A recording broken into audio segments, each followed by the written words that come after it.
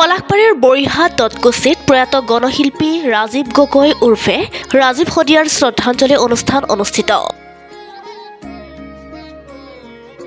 দেওবাৰে সদ্যপ্ৰয়াত গণশিল্পী ৰাজীৱ শদিয়াৰ আদ্য শ্ৰাদ্ধ উপলক্ষে দক্ষিণ কামৰূপৰ পলাশবাৰীস্থিত বৰিহাট দটকুছিৰ শ্ৰী শ্ৰী চতুৰ্ভুজ সত্ৰ প্ৰাংগণত শ্ৰী শ্ৰী চতুৰ্ভুজ পুথিভঁৰালৰ সমূহ সদস্য একত্ৰিত হৈ সন্ধিয়া এক শ্ৰদ্ধাঞ্জলি অনুষ্ঠান আয়োজন কৰে।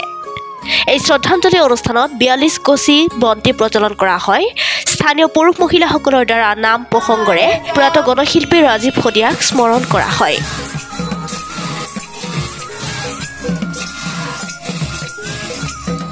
কাৰ্যসূচী মানে আমাৰ কাৰ্যসূচী অনুযায়ী প্ৰথমতে আমাৰ তেখেতৰ প্ৰতি শ্ৰদ্ধাঞ্জলি জ্ঞাপন কৰিলোঁ।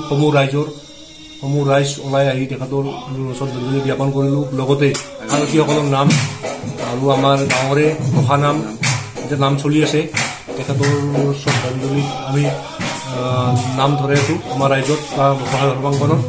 তেখেত যিহেতু আমাৰ অসমৰ এজন অসমীয়াৰ কাৰণে বহুতো গীত গাই গৈছে, তেখেতৰ গানবোৰ চিৰযুগমীয়া হৈ ৰওক তাৰে কামনা কৰিছোঁ। লগতে আমি তেওঁৰ বয়স ৪২ বছৰ বুলি গম পাইছোঁ আৰু আমি ৪২ গছি চাকি আমি হেৰি কৰিছোঁ, প্ৰজ্বলন কৰিছোঁ। এইখিনি আৰু আমাৰ গাঁৱৰ মোটামুটি সমূহ ৰাইজ ওলাই আহিছে তেখেতৰ শ্ৰদ্ধাঞ্জলি দিবলৈ। তেখেতৰ প্ৰতি আমি তেখেতৰ আত্মাই যেন চিৰশান্তি লাভ কৰক তাৰে কামনা কৰি তেখেতৰ গানবোৰ অমৰ হৈ ৰওক, তেখেতৰ গানবোৰ চিৰযুগমীয়া হৈ ৰওক। তেখেতৰ যি অসমীয়াৰ মানুহৰ কাৰণে যিখিনি কাম কৰি গৈছে, যিখিনি আমাক দি গৈছে, সেইখিনি যুগ যুগ ধৰি আমাৰ মাজত থাকে। আমাৰ শ্ৰী শ্ৰী দটকুছি চতুৰ্ভুজ পুথিভঁৰালৰ সমূহ সদস্যবৃন্দই আজি তেখেতৰ এমাহ হৈ গ'ল আদ্য শ্ৰাদ্ধৰ অনুষ্ঠানটি আমি শ্ৰদ্ধাঞ্জলি ৰাখিছোঁ।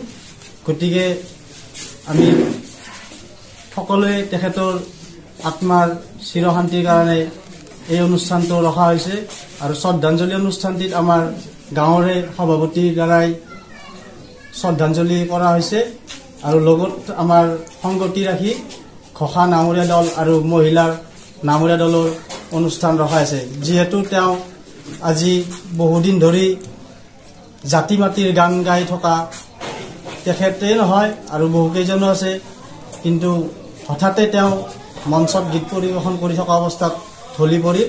সেই গতিকে আমি এই অনুষ্ঠানটো ৰখাৰ কাৰণে আয়োজন কৰিছিলোঁ। সেই হিচাপে আজি আমি সুচাৰুৰূপে অনুষ্ঠানটো কৰি উঠিলোঁ।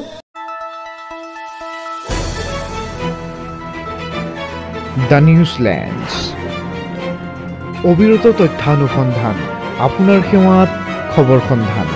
দ্য নিউজলেণ্ড।